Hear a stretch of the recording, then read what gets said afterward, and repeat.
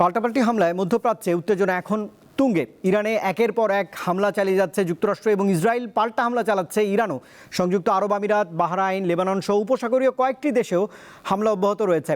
সেই সঙ্গে বিশ্বের বিভিন্ন দেশে তেহরানের সমর্থনে বিক্ষোভও চলছে। মোট কথা, অশান্ত বিশ্বে মধ্যপ্রাচ্য যুদ্ধ গভীর উদ্বেগের কারণ এখন। দেশভাবনা এই মুহূর্তের বাংলাদেশে। আজ কথা বলবো মধ্যপ্রাচ্য যুদ্ধ পরিস্থিতি এবং আন্তর্জাতিক সম্পর্ক নিয়ে। আমার সঙ্গে দুজন অতিথি স্টুডিওতে সময় দিয়েছেন। আমার সঙ্গে রয়েছেন সিনিয়র সংবাদকর্মী বা সাংবাদিক মাসুদ করিম, তিনি এই মুহূর্তে অ্যাসাইনমেন্ট এডিটর দেশকাল নিউজ। আপনাকে মাসুদ করিম স্বাগত জানাচ্ছি। আমার সঙ্গে রয়েছেন সিরাজুল ইসলাম, তিনিও জ্যেষ্ঠ সাংবাদিক এবং আন্তর্জাতিক সম্পর্ক বিশ্লেষক। সিরাজুল ইসলাম, আপনাকে দিয়েই আসলে অনুষ্ঠান শুরু করতে চাই।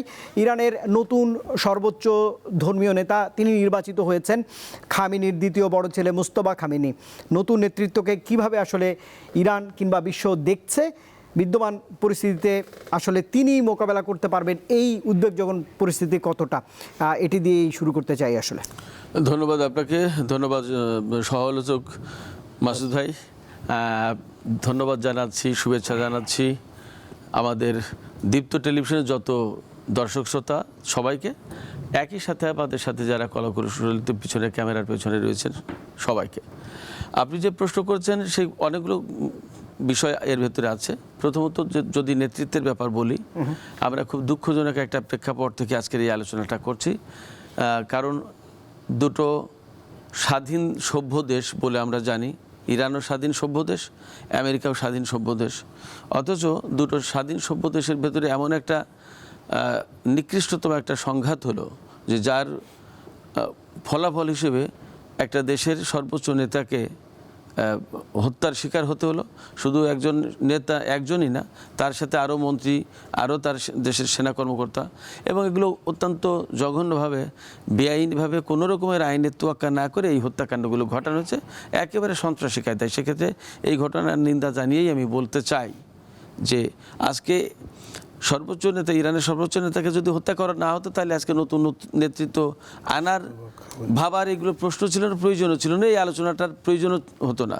এবং আজকে যে যুদ্ধ অবস্থা, সারা বিশ্বে যে উত্তেজনা, উদ্বেগ, উৎকণ্ঠা এবং অনিশ্চয়তা, যে আর্থিক চাপ, হরমুজ নদী বন্ধ, তেলের সংকট, তারপরে এক দেশের, আমাদের বাংলাদেশেরই কয়েকজন নাগরিক মারা গেছে ইরানের হামলায় বিভিন্ন দেশে, তারপরে ইসরায়েল ইরানের উপর হামলা চালাচ্ছে, ইরান মার্কিন সামরিক ঘাঁটিগুলোতে বা বিভিন্ন স্থাপনায় হামলা চালাচ্ছে, ইসরায়েলে হামলা চালাচ্ছে, এই যে বেসামরিক লোকজন হতাহত হচ্ছে, সমস্ত সব কিছুর মূল উদ্যোক্তা ডোনাল্ড ট্রাম্প এবং আমেরিকা। এই যে দুঃখজনক একটা প্রেক্ষাপট থেকে আমরা নতুন নেতৃত্ব নিয়ে কথা বলতে যাচ্ছি। নতুন নেতৃত্ব যেটা নির্বাচিত হয়েছে, এটা যদি শিওর হয়ে থাকে, এখনও মনে হয় সম্ভবত, আমি জানি না, আমি একটু আগেও খবর দেখলাম যে ইরানের পক্ষ থেকে এরকম কোনো কথা পরিষ্কার হয়নি, হয়তো গণমাধ্যমে ভাসছে, হয়তো এটাই হয়ে যাবে, অথবা অন্য কোনো নেতৃত্ব যাই আসুক না কেন, নতুন নেতৃত্বকে অবশ্যই বর্তমান যে প্রেক্ষাপট, এই প্রেক্ষাপট সামাল দিতে হবে, যুদ্ধ পরিস্থিতি সামাল দিতে হবে। এবং যুদ্ধ পরিস্থিতি সামাল দেওয়া বলতে কি, ইরান এবার খুবই অ্যাগ্রেসিভ মুডেই প্রতিরোধ যুদ্ধ চালাচ্ছে, খুব অ্যাগ্রেসিভ মুডে, এবং তাদের বক্তব্য যা, তাদের মনোভাব যা বুঝতে পারছি, তাতে ব্যাপারটা এরকম যে 2 দিন অন্তর অন্তর ইসরায়েল এবং আমেরিকা এসেছে ইরানের বিরুদ্ধে যুদ্ধ করে, যুদ্ধ চাপিয়ে দেয় এবং লোকজনকে হত্যা করে। এইটা যাতে বন্ধ হয়, এই বন্ধের একটা ব্যবস্থা ইরান করতে যাচ্ছে, যার কারণে মধ্যপ্রাচ্যের বিভিন্ন দেশে আমেরিকার ঘাঁটিগুলোকে তছনছ হয়ে যেতে দেখেছি আমরা, এবং আমেরিকার সেনারা এবং ঘাঁটিগুলো এখন ম্যাক্সিমামই অরক্ষিত হয়ে পড়েছে। অন্তত 3rd ক্ষেপণাস্ত্র প্রতিরক্ষা ব্যবস্থা 2টো ইউনিট ধ্বংস করে দিয়েছে। কাতারের আল উদেদ ঘাঁটির যে আর্লি ওয়ার্নিং সিস্টেম, যেটা যে র্যাডার সিস্টেম, $1 বিলিয়ন সিস্টেম, এটা ধ্বংস করে দিচ্ছে। বাহরাইনের যে 5th ফ্লিটের যে র্যাডার সিস্টেম, তাও ধ্বংস হয়ে গেছে। কুয়েতে যে মার্কিন সেনা 6 জন মারা গেছে এক জায়গায়, একটা হামলায়, সিঙ্গেল হামলায়, সেই জায়গায় সেটা অরক্ষিত। যদিও মার্কিন যুদ্ধমন্ত্রী দাবি করেছেন যে না, সেটা ফোর্টিফাইড এরিয়া, বাট লোকজন মারা গেল। তখন সাংবাদিকরা জিজ্ঞেস করছে কীভাবে মারা গেল, তখন বলেছে যে ইরানের যে ক্ষেপণাস্ত্র ব্যবহার করেছে ওখানে, সেটা ভেরি ডেঞ্জারাস ছিল। তো ভেরি ডেঞ্জারাস ছিল তার মানে কি, আমেরিকা এই ক্ষেপণাস্ত্রকে প্রতিহত করতে পারছে না, ইন্টারসেপ্ট করতে পারছে না, ঠেকাতে পারছে না। তার মানে দাঁড়াচ্ছে যে মধ্যপ্রাচ্যে মার্কিন সেনারা এবং মার্কিন ঘাঁটিগুলো প্রচণ্ড রকমের এখন অরক্ষিত হয়ে গেছে। নট অনলি দ্যাট, মধ্যপ্রাচ্যের যত দেশকে নিরাপত্তা দেওয়ার নামে এই সমস্ত ঘাঁটি করেছিল, সেই প্রত্যেকটা দেশ এখন অরক্ষিত, অনিরাপদ ইরানের সামনে।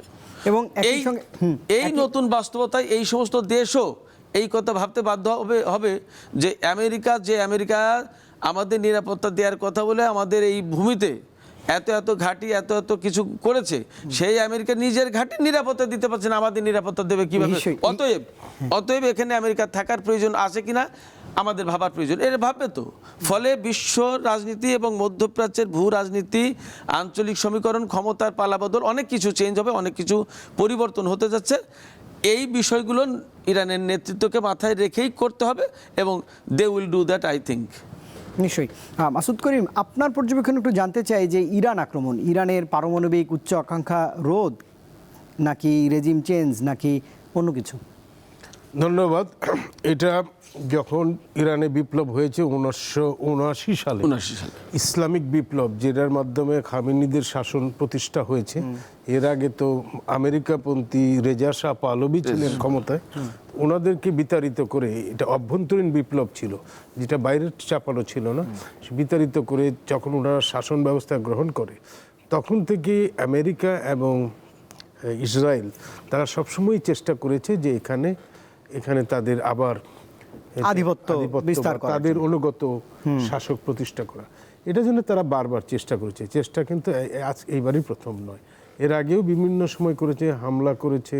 তারপরে ভেতরে যে কিছুদিন আগে আপনি দেখলেন যে দ্রব্যমূল্য নিয়ে আভ্যন্তরীণ বিক্ষোভ করালো, কারণ ইরানের মধ্যে নানা ধরনের লোকজন আছে, এই পাহলভিপন্থী লোক আছে, বামপন্থী লোক আছে, তারা এগুলো প্রটেস্ট করেছে। যদিও এটা কমন ইনফ্লেশন বা অর্থনৈতিক সংকটগুলিকে ঘিরে সেই প্রটেস্টগুলি হয়েছিল, কিন্তু সেটাতেও কিন্তু সরকারের খুব একটা টনক নড়ে নাই। এবং এর আগে যে হামলা হয়েছে, পেজার হামলা হয়েছে, যেখানে প্রেসিডেন্ট মারা গেলেন, অনেকেই মারা গেলেন, তো সেখানে কিছু হয় নাই। এখন শেষমেশ তারা একটা অপরচুনিটি মুভমেন্টের অপেক্ষায় ছিল, যে সেন্টার অফ গ্র্যাভিটিটাকে ধ্বংস করে দিতে পারলে, অর্থাৎ যার অনুপ্রেরণায় এই দেশ ঐক্যবদ্ধ, সেটা হলো এই সর্বোচ্চ নেতা, ধর্মীয় এবং আধ্যাত্মিক নেতা ইমাম, যাকে নাম দিয়েছিল তারা প্রথম জনকে, তো তারকে মেরে ফেলা। এবং সেই অপরচুন মোমেন্টটা তারা কোনো গোয়েন্দা সূত্রে খবর পেয়েছে যে এই সময় হামলা করলে উনি মারা যাবেন, এবং সেই টার্গেট তাদের মিস হয় নাই। এখন কথা হইল যে আমেরিকা কি এই খোমেনিকে হত্যা করাই টার্গেট ছিল, নাকি রিজিম চেঞ্জ? প্রেসিডেন্ট ট্রাম্প বলছে রিজিম চেঞ্জ, কারণ খোমেনি হত্যার মাধ্যমে তো ওনাদের অনুগত শাসক সেখানে প্রতিষ্ঠিত হয় নাই। তো এখন রিজিম চেঞ্জের যে চেষ্টাটা তারা করছে, বা যুদ্ধ উনি বললেন যে 4 থেকে 6 সপ্তাহ চলতে পারে, তো এই সময়ে যে আমেরিকায় ইরানের রিজিম চেঞ্জ হয়ে যাবে তার কোনো গ্যারান্টি এখন পর্যন্ত দেওয়া যাচ্ছে না। সুতরাং এই যুদ্ধে হয়তো দীর্ঘস্থায়ী যুদ্ধের আশঙ্কা আছে, যদি না ট্রাম্প নিজেকে প্রত্যাহার করেন। যদিও এখানে উনি যুদ্ধ পরিচালনা করতে থাকেন, সমূহ সম্ভাবনা আছে ট্রাম্প এবং নেতানিয়াহুর এই যুদ্ধে পিছু হটে আসার। কারণ হলো, এর আগে ওনারা যেসব যুদ্ধ করেছেন তার মধ্যে আমেরিকার পরাজয়ের ইতিহাস আছে। আফগানিস্তানে তারা হেরেছে এবং ভিয়েতনামেও তারা হেরেছে, অন্যান্য দেশগুলিতেও সেইভাবে সুবিধা করতে পারে না। তা আমি মনে করি যে আমেরিকার যত অত্যাধুনিক অস্ত্র থাকুক না কেন, কিন্তু ইরানও যেভাবে প্রতিরোধ অস্ত্র গড়ে তুলেছে, এবং ইরানের এই হামলায় বিরাট লস হয়েছে যে খামেনি সাহেব মারা গেছেন, কিন্তু এক দিক দিয়ে গেইন হয়েছে যে ওই দেশের ভেতরের মানুষ ঐক্যবদ্ধ হয়ে গেছে এই বাইরের শক্তির বিরুদ্ধে। ইরানের শাসন ভালো কি মন্দ সেটা ইরানের জনগণকে সিদ্ধান্ত নিতে দেওয়া উচিত ছিল, কিন্তু সেখানে হামলা করে শাসক বদল করা, এটা আন্তর্জাতিক কোনো রীতিনীতি নিয়মের মধ্যে পড়ে না। যে কারণে এখানে ইরানিয়ান যে সভ্যতা, পারস্য সভ্যতা সবচেয়ে বড় সভ্যতা, সেই সভ্যতাগুলি ধ্বংসস্তূপে পরিণত হয়েছে। তো আজকে যে অবস্থাটা সৃষ্টি হচ্ছে এখানে মধ্যপ্রাচ্যে, এবং সেটা স্প্রেড হচ্ছে, ক্রমশ স্প্রেড হচ্ছে। দেখেন, ইরানিয়ানরা কিন্তু টার্গেট করছে শুধু ইসরায়েলকে না, এর সঙ্গে যতগুলি মধ্যপ্রাচ্য জুড়ে যতগুলি মার্কিন ঘাঁটি আছে, স্থাপনা আছে, সেইগুলি শুনলাম এই সাইপ্রাসেও নাকি হামলা করছে, ব্রিটিশ ঘাঁটিতে। এখন আবার তার মিত্ররা অগ্রসর হচ্ছে না, মানে ব্রিটেন বলছে যে আমরা, ব্রিটেনের প্রতি উনি ক্ষোভও যাচ্ছেন যে আমাদের এই যুদ্ধে না, কিন্তু মাসুদ করিম, একটা বিষয় আপনার নজরে নিশ্চয়ই এসেছে যে সময়ের সঙ্গে যখন পরিস্থিতির বদল হয়, যুদ্ধ পরিস্থিতি বিস্তৃতি আকার ধারণ করছে, কিন্তু এই মুহূর্তে তো দর্শক গ্যালারিতে আন্তর্জাতিক মোড়ল রাষ্ট্রগুলো, ওআইসি, জাতিসংঘ, এরা আসলে কোথায় এই মুহূর্তে? প্রথমত জাতিসংঘ হলো একটা আন্তর্জাতিক সংস্থা। এই সমস্ত যুদ্ধ পরিস্থিতিতে যারা কাজ করে সেটা হলো সিকিউরিটি কাউন্সিল। তো সিকিউরিটি কাউন্সিলে আবার বৃহৎ পঞ্চশক্তি, যাদের কারো ভেটো থাকলে কোনো সিদ্ধান্ত নিতে পারবে না। মার্কিন যুক্তরাষ্ট্র ইজ এ স্ট্রং প্লেয়ার, সুতরাং এখানে সিদ্ধান্ত অবশ্যই আমেরিকা এবং ইসরায়েলের বিরুদ্ধে হবে ন্যায়সঙ্গত সিদ্ধান্ত হলে। তারা একটা নিন্দা পর্যন্ত করার সিদ্ধান্ত নিলে ভেটো দিবে। প্যালেস্টাইনের বিপক্ষে, ইসরায়েলের পক্ষে কতবার ভেটো দিয়েছে আমি বলতে পারবো না আমেরিকা। সো এটা একটা জাতিসংঘে একটা অকার্যকর এই জায়গায় এই যুদ্ধ বন্ধ করতে। সেকেন্ড হইল ওআইসি। ওআইসিতে তো বিভক্ত, ক্লিয়ার কাট। ওআইসির অনেক অনেক আছে ইরানের বিরুদ্ধে, অনেক দেশ আছে যারা আমেরিকাকে ঘাঁটি করতে দিয়েছে। তারা কি ইরানের পক্ষে? হয়তো অনেকেই ভয়েস করছে, আমরাও ভয়েস করেছি যে যে নিহত হয়েছে খামেনি, সেটা একটা শোক প্রকাশ বাংলাদেশ থেকেও করেছে, ইন্ডিয়া থেকেও প্রটেস্ট করেছে অনেকেই।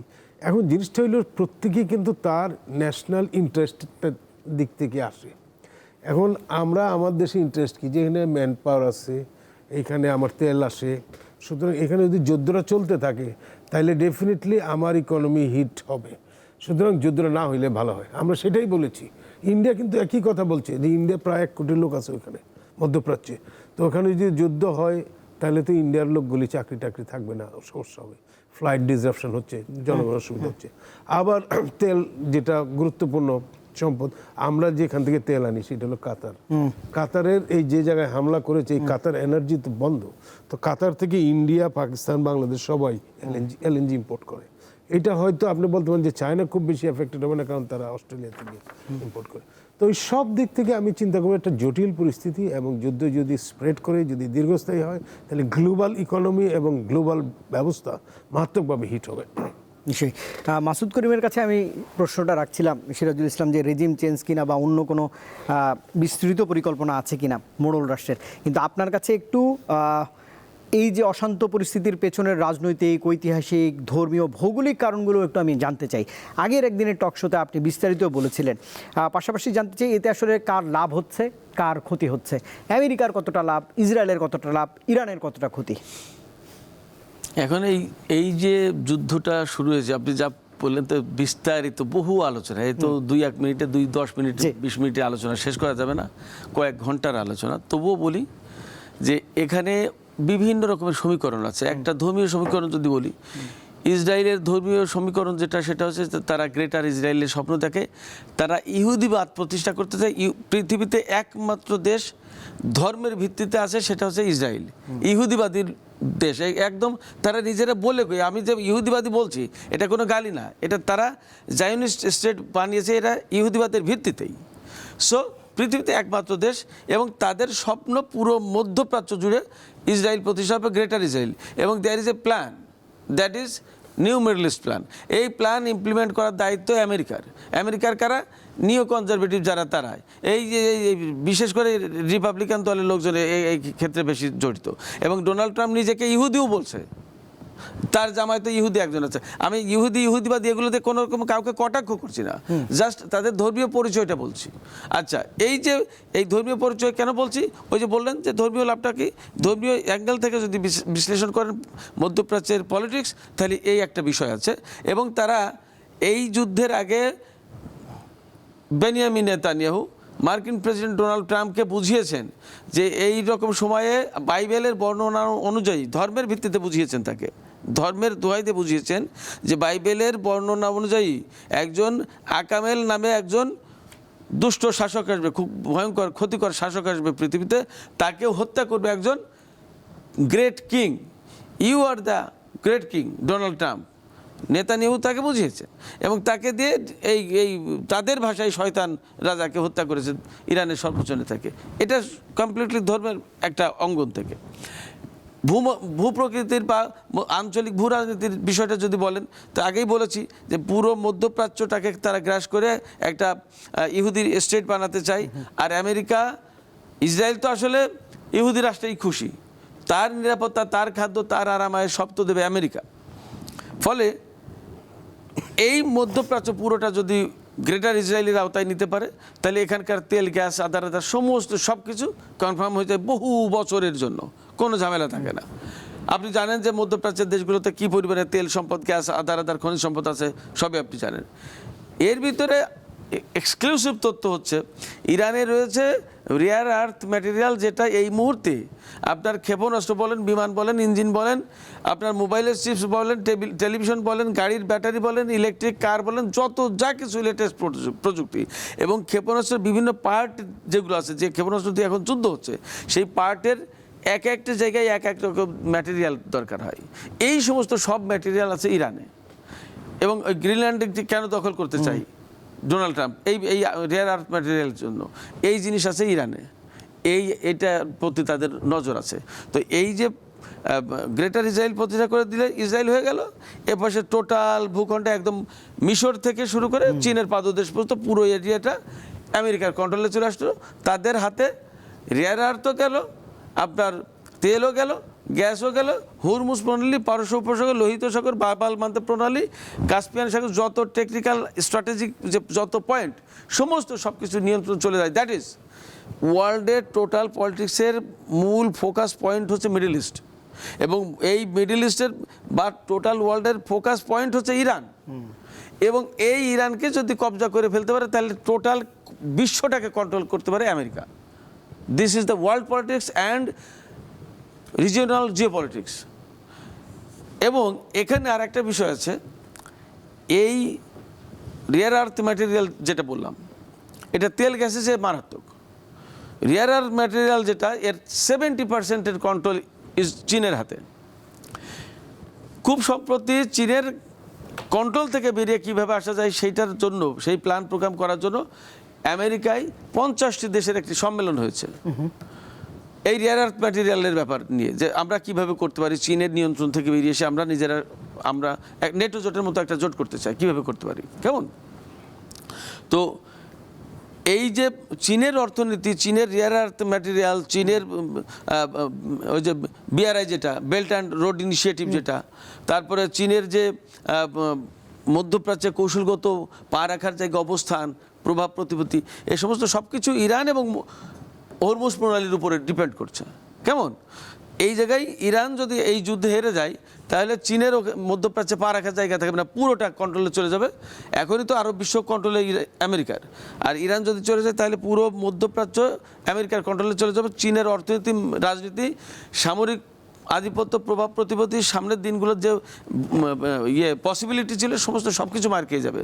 ফলে চীনও এখানে অ্যাক্টিভ একটা প্লেয়ার। মাসুদ করিম, আপনার কাছে আসতে চাই, যেমনটা সিরাজুল ইসলাম বলছিলেন, তাহলে তো চীন, রাশিয়া কিংবা পশ্চিমা বিশ্ব বর্তমানে কী ধরনের ভূমিকা রাখছে মধ্যপ্রাচ্যের এই উত্তপ্ত পরিস্থিতিতে? ভবিষ্যতে ব্যাপক যুদ্ধ ছড়িয়ে পড়ার কোনো আশঙ্কা আপনি দেখছেন কিনা?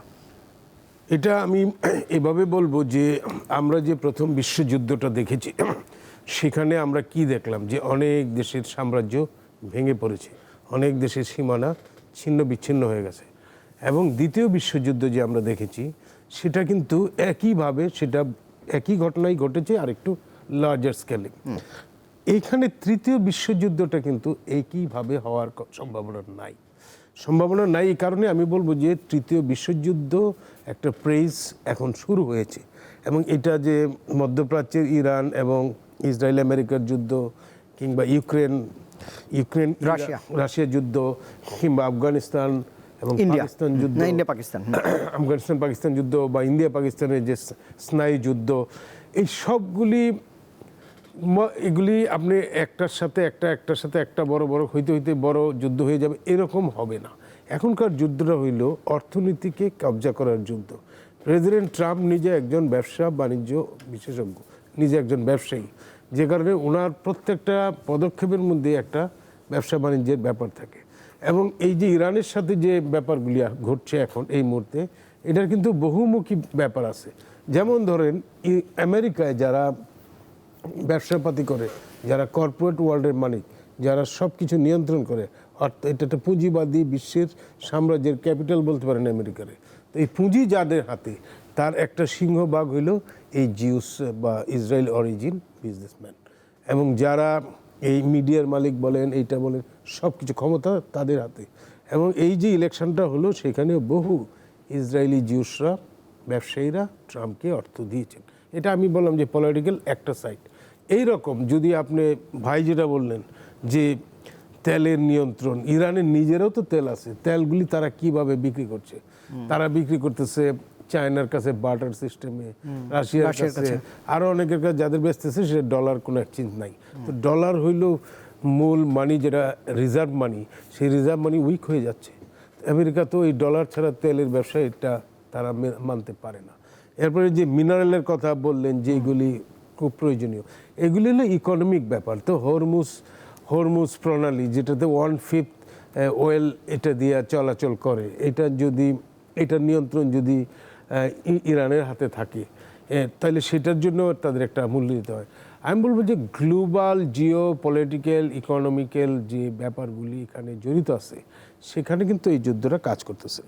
সেই অর্থে আমি বলবো যে এই যুদ্ধটা কিন্তু কোনো অবস্থাতেই বিস্তৃত যুদ্ধ হওয়ার আশঙ্কা নাই, যে এখানে চায়না গিয়ে ইরানের পক্ষে যুদ্ধ করবে, যেভাবে ইসরায়েলের সঙ্গে আমেরিকা যুদ্ধ করছে, সেরকম হওয়ার সম্ভাবনা নাই।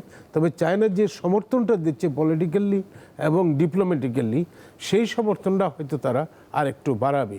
এবং যদি এই জায়গায় আমেরিকা যুদ্ধ বন্ধ না করে বা পিছিয়ে না যায়, সেই ক্ষেত্রে তারা বিচ্ছিন্নভাবে যে ইরানের যুদ্ধ তো শুধু ইরানিয়ারা করে না, তাদের নানা রকম গ্রুপ আছে, মানে প্রক্সি গ্রুপ আছে, ইউনো, এটা হিজবুল্লাহ বলে, হামাস হুতি ওরা আছে, যারা শিয়া সম্প্রদায়ের লোকজন। তো ওই সমস্ত গ্রুপগুলিকে অর্থায়ন বা সামরিক অস্ত্র প্রদান সরাসরি না দিলেও পরোক্ষভাবে হেল্পের একটা ব্যাপার এখানে এসে যেতে পারে। এবং ইরানকেও হয়তো প্রযুক্তি দিয়ে, নানা দিয়ে গোপনে, যেগুলি হয়তো প্রকাশ্যে তারা, সেটা একটা পর্যায়ে হইতে পারে। রাশিয়ার জন্য খুব ডিফিকাল্ট, কারণ তারা নিজেরাই একটা যুদ্ধ করতেছে ইউক্রেন, এবং ইউক্রেনের যুদ্ধে ওরা যদি এখন এদের জন্য সবচেয়ে সমস্যাটা কোন জায়গায়, যে ওরা যদি সরাসরি যুদ্ধে জড়ায়, তাহলে আমেরিকার মুখোমুখি হইতে হয়। আমেরিকা হয়তো ওদেরকেও হামলা করতে পারে তখন। সুতরাং তারা এই ধরনের রিস্কে সরাসরি যুদ্ধে যাবে না। কিন্তু ইরানিয়ানদের নিজস্ব যে শক্তি সামর্থ্য আছে, এবং এটা ট্যাকটিক্স এবং কৌশল যদি, এবং কিছু সামরিক অস্ত্রটস্ত্র যদি ওদেরকে হেল্প করে, তাহলে এই যুদ্ধে ওরা ওদের শক্তিতেই জয়ী হওয়ার সুযোগ আছে। কারণ এই যুদ্ধটা হচ্ছে তার মাটিতে, এবং এই যুদ্ধের মধ্যে আপনি যে সমস্ত অস্ত্র ব্যবহার করা হচ্ছে, সেইগুলি হইল এয়ার সিস্টেমে, মানে কোনো পদাতিক বাহিনী বা এখানে কোনো ব্যবহার হচ্ছে না। তো পদাতিক বাহিনী ইরানে যাওয়া কি সম্ভব কিনা, সিরাজ ভাই খুব ভালো বলতে পারেন, geography is a very difficult, সেই সক্ষমতার ব্যাপারে আসবো। হ্যাঁ, সুতরাং এই সব মিলে আমি তো মনে করি যে এখন আমেরিকার একটা বড় চাপে পড়বে, যে তার যে ব্যয়টা হচ্ছে ইকোনমি, তার যে যুদ্ধ পরিচালনারও তো একটা ব্যয় আছে।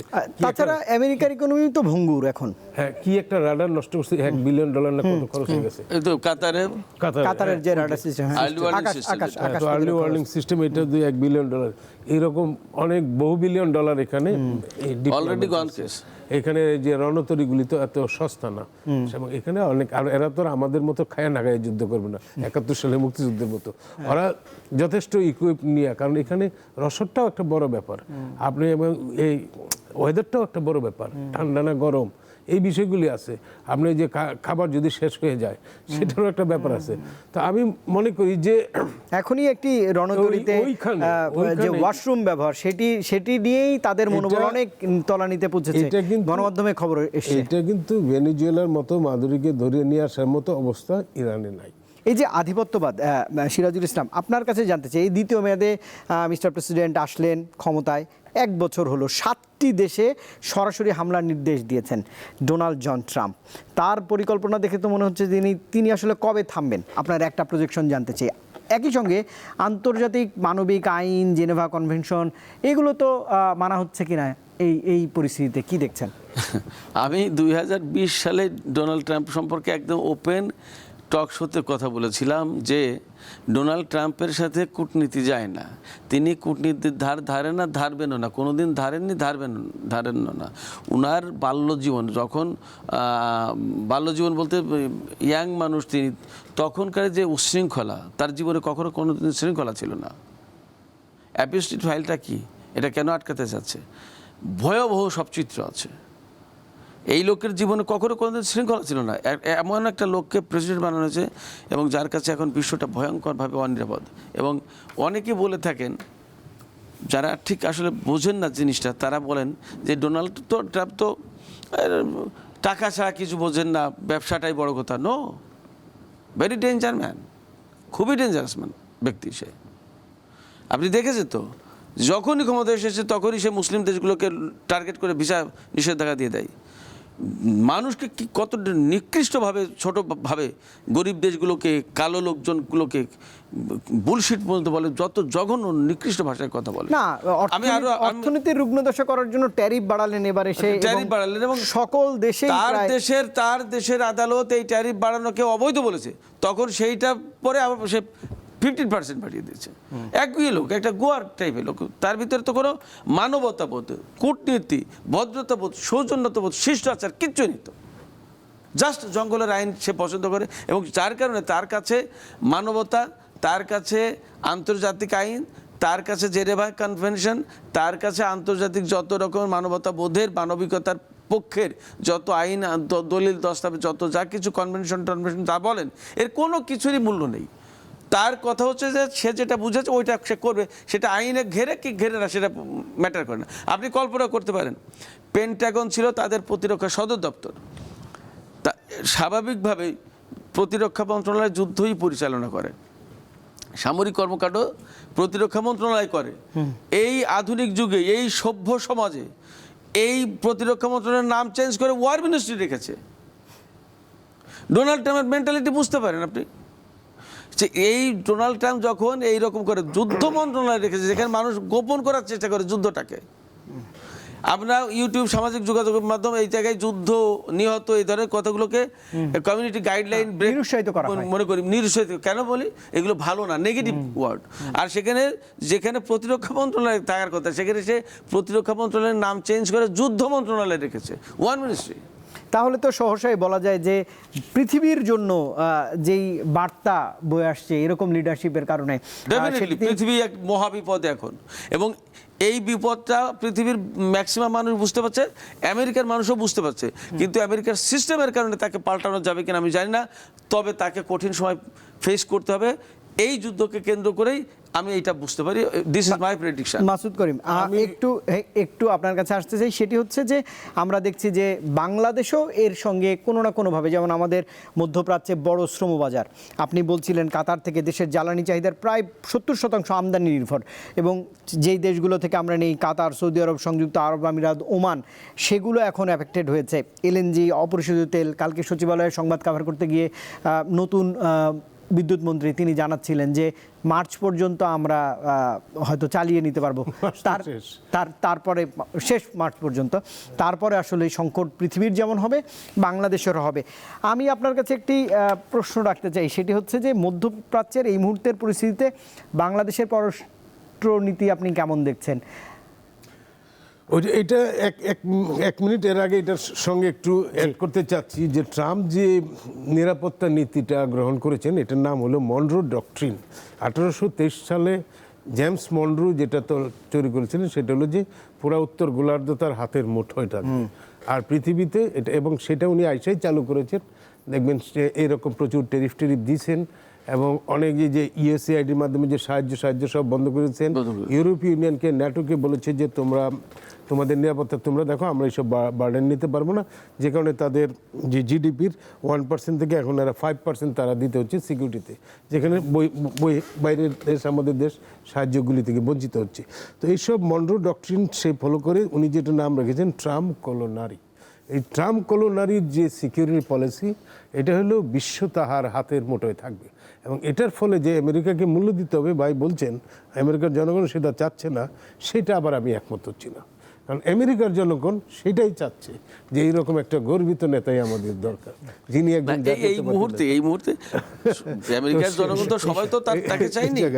তো এই একটা ব্যাপার। আর আপনি আমাদের দেশের যে ফরেন পলিসি, তারেক রহমান সাহেব ক্ষমতায় আসার ক্ষমতা পাশ করার পরে ভোট নেওয়ার আগেই বোধহয় প্রেস কনফারেন্সে উনি বললেন যে আমাদের দেশে ফরেন পলিসি হবে আমাদের বাংলাদেশের নিজস্ব স্বার্থকে অগ্রাধিকার দিয়ে। এখন যদি আমরা বলি যে বাংলাদেশের নিজস্ব স্বার্থ কি এইখানে, এক নম্বর স্বার্থ হইল যে আমাদের দেশের লোকজন যাতে নিরাপদে ওখানে থাকতে পারে, যাইতে পারে, এখানে কাজ করতে পারে, স্থিতিশীল অবস্থা থাকে। তো আরেকটা হলো ওইখান থেকে আমরা যাতে কম দামে যতটা কম দামে সম্ভব তেল আমদানি করতে পারি। মধ্যপ্রাচ্যের সঙ্গে এই দুইটা হলো বড় সম্পর্ক, এর বাইরেও সম্পর্ক আছে। এই দুইটা করার জন্য আমাদের প্রধান কাজ হইল এখানে যাতে যুদ্ধটা না হয়। যুদ্ধ আমরা সমর্থন করি না। বাংলাদেশের ফরেন পলিসি হইল বাংলাদেশ শান্তির পক্ষে।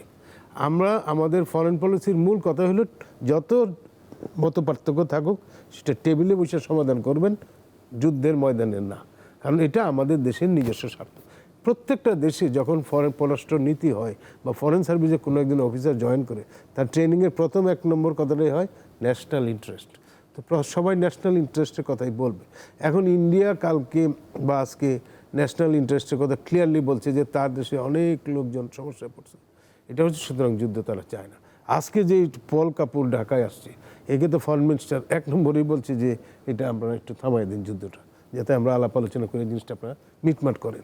তাইলে কি দাঁড়াচ্ছে যে ইরান খারাপ হোক আর আপনি ভালো হন, কিন্তু আপনারা আলোচনা করেন, ডোন্ট গো এই যে আর মানুষ মারামারি। তো ইমিডিয়েট যুদ্ধ বন্ধ হইল, এটা আমাদের বাংলাদেশের দৃষ্টিভঙ্গি, এটা হলো প্রধান কথা। আর দ্বিতীয় কথা হইল যে এরকম পরিস্থিতিতে যে আপনার একটা বিরাট ক্রাইসিস হবে, এই ধরনের ক্রাইসিসে আমাদের দেশে বা ওয়ার্ল্ডের প্রথম তা নয়, এর আগে অর্থনৈতিক মন্দা হয়েছে, কোভিডের হয়েছে, যুদ্ধের কারণে হয়েছে। এই সমস্ত ক্ষেত্রে সবাই সবসময় অভ্যন্তরীণ শক্তি সঞ্চয় করে। যেমন আমাদের কৃষি ব্যবস্থা, আমাদের ছোট ছোট শিল্প, নিজস্ব শিল্প যেটার উপরে এক্সপোর্ট নির্ভর নাই, কিংবা ধরেন লাইট ইঞ্জিনিয়ারিং ইন্ডাস্ট্রি, যেমন ধরেন এই যে ছোটো ছোটো ওয়ার্কশপ, কুটির শিল্প, কৃষি এবং নিজের ব্যয় সাশ্রয় করা, সরকারের ব্যয় সাশ্রয় করা, প্রোয়েক্টিভলি কাজ করা, অর্থাৎ আমাদের উৎপাদনশীলতা বৃদ্ধির মাধ্যমে আমরা এই পরিস্থিতিটাকে ওভারকাম করতে পারি। এবং সেটা আমাদের গ্লোবাল যতগুলি ক্রাইসিস হয়েছে সেগুলিতে কিন্তু আমরা এটা প্রমাণিত যে সারা বিশ্বের অর্থনীতি ধসে পড়েছে, বাংলাদেশ কিন্তু দাঁড়িয়েই ছিল। তো সেই জন্য 1 নম্বরই দরকার আমাদের এখন একটা রাজনৈতিক স্থিতিশীলতা, নিরাপত্তা পরিস্থিতি ভালো, এবং আমাদের দেশে আইন শৃঙ্খলা পরিস্থিতি, যাদের একটা ঈদ আসতেছে, এবং চাঁদাবাজি যদি না হয়, যদি মানুষ ভালোভাবে ব্যবসা ট্যাবসা করতে পারে, ঈদের ব্যবসাটা, তারপরে যেগুলি হ্যাঁ আপনি বলতে পারেন যে এখন তো ওয়েস্টে তো তেলের দাম বেড়ে গেছে, ইউরোপে, সেখানে আমাদের দেশে গার্মেন্টস খুব বেশি এক্সপোর্ট হতে পারবে না, সেটা তো আমরা বুঝতে পারছি। কিন্তু সেই জায়গায় ওভারকাম করার জন্য আমি মনে করি যে নিজস্ব অভ্যন্তরীণ শক্তি, এগ্রিকালচার একটা বিরাট ব্যাপার, যে আমাদের যে ফুডের চাহিদা সেটা কিন্তু এই এগ্রিকালচার দেয় আমাদের উৎপাদনশীলতা বৃদ্ধির মাধ্যমে। 1 ইঞ্চি জায়গা আপনি ফাঁকা রাখবেন না, সরকার সেইভাবে উৎসাহ দিতে পারে। নতুনভাবে যারা ব্যবসা বাণিজ্য করতে চায় তাদেরকে কিছু পুঁজি দিতে পারে, ক্ষুদ্র ব্যবসা যারা করতে চায়, মাঝারি শিল্প যারা করতে চায়, কিংবা যদি বিশ্বব্যাপী এরকম উত্তাল পরিস্থিতি থাকে, বিশ্বের বাইরের যারা বিনিয়োগকারী তারাও একটা শান্তশিষ্ট পরিবেশ করবে বিনিয়োগ করার জন্য। আমরা যদি বলি যে আমাদের পরিবেশটা খুবই ভালো, এখানে সব ধরনের বিদ্যুতের সাপ্লাই, এখানে আইন শৃঙ্খলা খারাপ নাই, এখানে খুব লাভ করতে পারবা, এখানে রাজনীতির উত্তাপ নাই, সেরকম একটা পরিবেশ এনশিওর করে কিন্তু আমরা এরকম বৈরী বিশ্ব পরিবেশকে মোকাবেলা করতে পারি। নিশ্চয়ই। আমাদের দেশেও তো অনেক চড়াই উতরাই, 18 মাসের অন্তর্বর্তীকালীন সরকারের পর এখন রাজনৈতিক স্থিতিশীলতা, এটি আসলে দরকার। আইন শৃঙ্খলা পরিস্থিতির উন্নয়ন, চাঁদাবাজি বন্ধ, এগুলোতে আপনি তাগিদ দিচ্ছেন।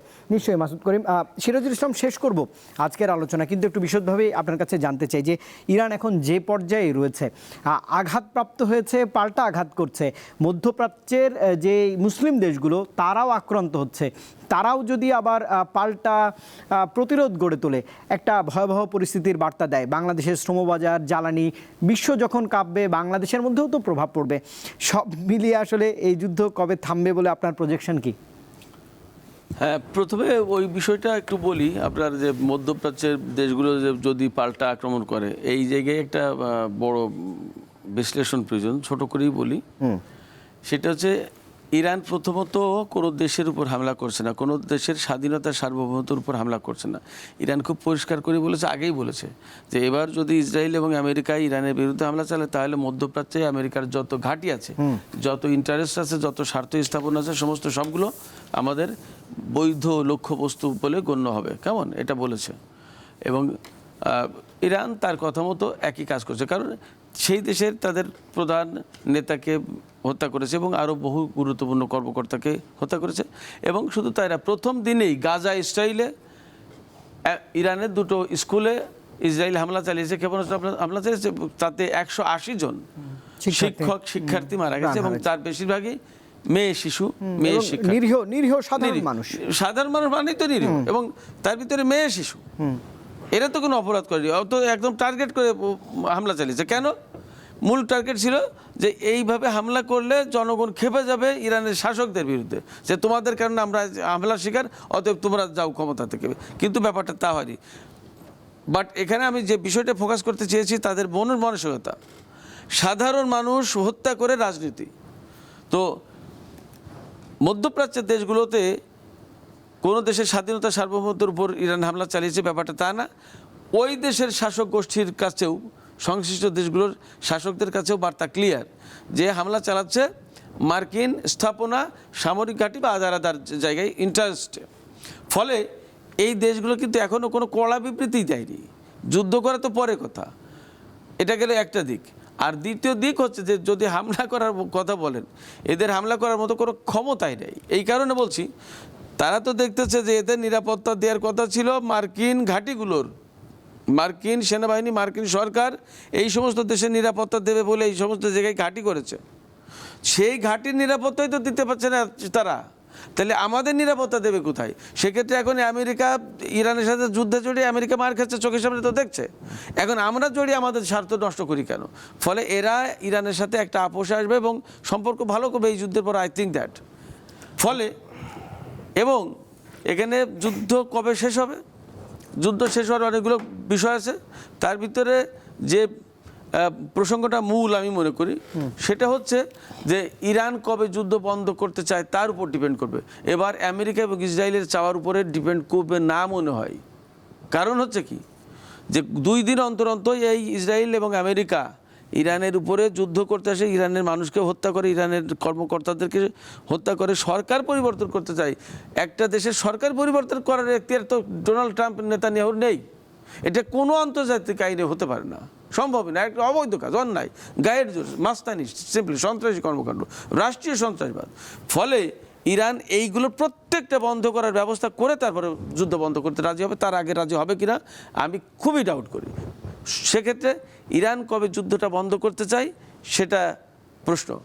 ইরান তার লক্ষ্য, আমেরিকা এবং ইসরায়েলের লক্ষ্য কি? ইরানের সর্বোচ্চ নেতাকে হত্যা করা, কতগুলো কর্মকর্তাকে হত্যা করা এবং রেজিম চেঞ্জ হবে না, সরকার পরিবর্তন হবে না ইরানে, নাম্বার 1।